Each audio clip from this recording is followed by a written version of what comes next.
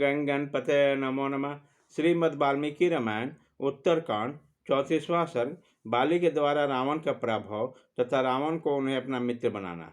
अर्जुन से छुटकारा पाकर राक्षस राज रावण निर्वेद रहित होकर पुनः सारी पृथ्वी पर विचरण करने लगा। राक्षस हो या मनुष्य, जिसको भी वो बल से बढ़ा चढ़ा सुनता, उसके पास पहुंचकर अभिमानी रावण उसे युद्ध के लिए ललकारता। तदंतर एक दिन वो बाली द्वारा पलित किष्किंधापुरी में जाकर स्वर्णमाला बाली को युद्ध के लिए ललकारा। उसी समय युद्ध की इच्छा से आवे रावण से बाली के मंत्री तारा के पिता सुषेण तथा युवराज अंगद और सुग्रीव ने कहा, राक्षस राज इस समय बाली तो बाहर गए हैं, वहीं आपको जोड़ के हो सकते हैं, दूसरा कोई बानर आपके सामने ठहर नहीं सकता है। रावण, चारों समुद्रों में समुद्रोपासन करने वाले अब आते होंगे, आप 2 घड़ी ठहर जाइए। राजन, देखिए तो ये जो शंख के समान उज्जवल हड्डियों के ढेर लगे हैं, वह बलि के साथ युद्ध करने की इच्छा से आए हुए आप जैसे वीर के हैं। बानरराज बाली के तेज से इन सबका अंत हुआ। राक्षस राज रावण, यदि आपने अमृत का रस पी लिया तो भी जब आप बाली से टक्कर लेंगे तब वही आपके जीवन का अंतिम क्षण होगा।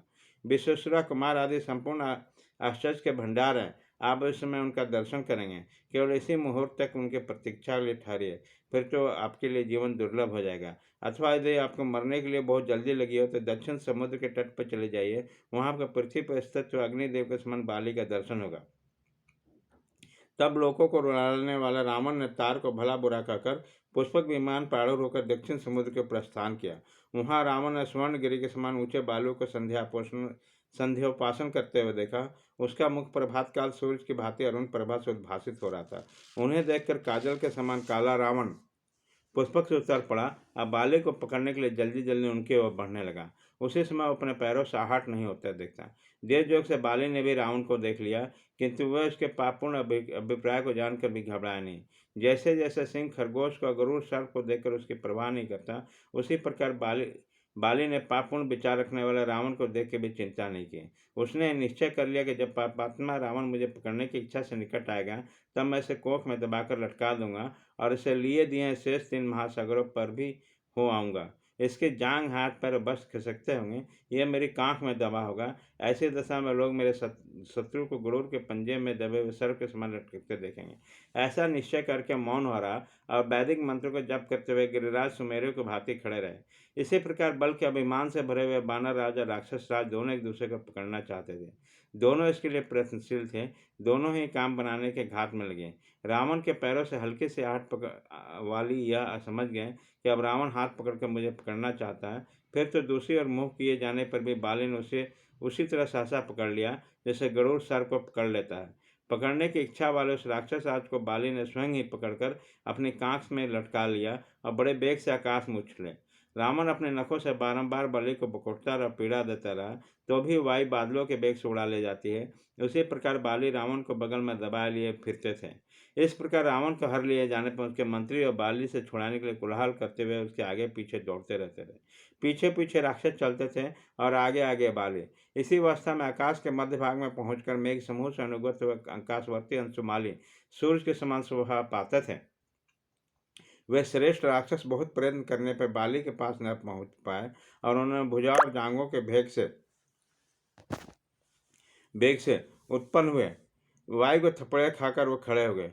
बाली के मार्ग से उड़कर बड़े बड़े पर्वत भी हट जाते थे। फिर रक्त मांस में शरीर धारण करने वाला, जीवन की रक्षा चाहने वाला प्राणी उसके मार्ग से हट जाए, इसके लिए तो कहना कहिए क्या है। जितनी देर तक समुद्रों तक पहुंच पाते, उतनी देर तक तीव्रगामी पक्षियों के समीप भी नहीं पहुंच पाते थे। उन महावेगशाली बानर राज ने क्रमशः सभी समुद्रों के तट पर पहुंचकर संध्या वंदन किया। समुद्र की यात्रा करते हुए आकाशचारियों में से श्रेष्ठ बाली के सभी खेचर प्राणियों पूजा एवं प्रशंसा करते थे। वह रावण को बगल में दबाए हुए पश्चिम समुद्र के तट पर आया। वहाँ स्नान, संध्यापोषण और जप करके वह बानर राज दशानन के लिए धीरे धीरे उत्तम समुद्र के तट पर जा पहुंचे। वायु और मन के समान वेग वाले महाबानर वाले कई सहस्र योजन तक रावण को ढोते रहे। फिर अपने उस शत्रु के साथ ही उत्तर समुद्र के किनारे गए। उत्तर सागर के तट पर संध्यापोषणा करके दशानन का भार वहन करते हुए बाली पूर्व दिशावर्ती महासागर के किनारे गए। वहाँ भी संध्यापोषणा को संपन्न करके वह इंद्रपुत्र बानरराज बाली दशमुख रावण को बगल में दबाए फिर किष्किंधापुरी के निकट आए।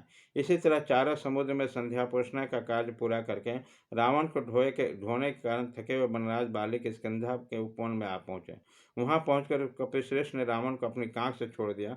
बार बार हंसते हुए पूछा, कहो जी तुम कहाँ से आए हो। रावण की आंखें श्रम के कारण चंचल हो रही थी। बाली के इस अद्भुत पराक्रम को देखकर उस महान आश्चर्य हुआ और राक्षस राज से उन वानर राज से इस प्रकार कहा, महेंद्र के समान पराक्रमी बांधन, मैं राक्षसरांध्र रावण हूँ और युद्ध की इच्छा से यहाँ आया था।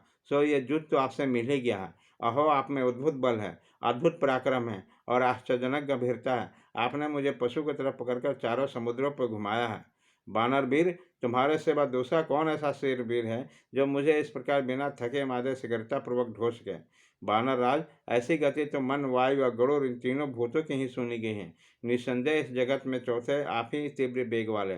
कपिश्रेष्ठ, मैंने आपका बल देख लिया है। अब मैं अग्नि के साक्षी बनाकर आपके साथ सदा के लिए मित्रता, स्नेहपूर्वक मित्रता कर लेना चाहता हूँ। बानर राज, स्त्री पुत्र, नगर, राज्य, भोग, वस्त्र और भोजन, इन सभी वस्तुओं पर हम दोनों का साझे का अधिकार होगा। तब बानर राज और राक्षस राज दोनों ने अग्नि प्रज्वलित करके एक दूसरे को हृदय में लगाकर आपस में भाईचारे का संबंध जोड़ा। फिर दोनों बानर और राक्षस एक दूसरे के हाथ पकड़े बड़ी प्रशंसा के साथ किष्किंधापुरी के भीतर गए, मानो दो सिंह किसी गुफा में प्रवेश कर रहा। रावण वहां सुग्रीव की तरह सम्मानित होकर महीने भर रहा। फिर तीनों लोगों को उखाड़ फेंकने की इच्छा से रखने वाले उसके मंत्री आकर उसे लिया ले गए। प्रभु, इस तरह ये घटना पहले घटित हो चुकी थी। बलि ने रावण को हराया, फिर अग्नि की समाप्ति अपना भाई बना लिया। श्री राम, बलि में बहुत अधिक और अनुपम बल था, परंतु आपने उसको भी अपनी बाण अग्नि से उसी तरह दग्ध कर डाला जैसे आग पतंगों को जला जाती है। इस प्रकार वाल्मीकि निर्मित आसमान आदि का आपके उत्तर कांड में 34वां सर्ग पूरा हुआ।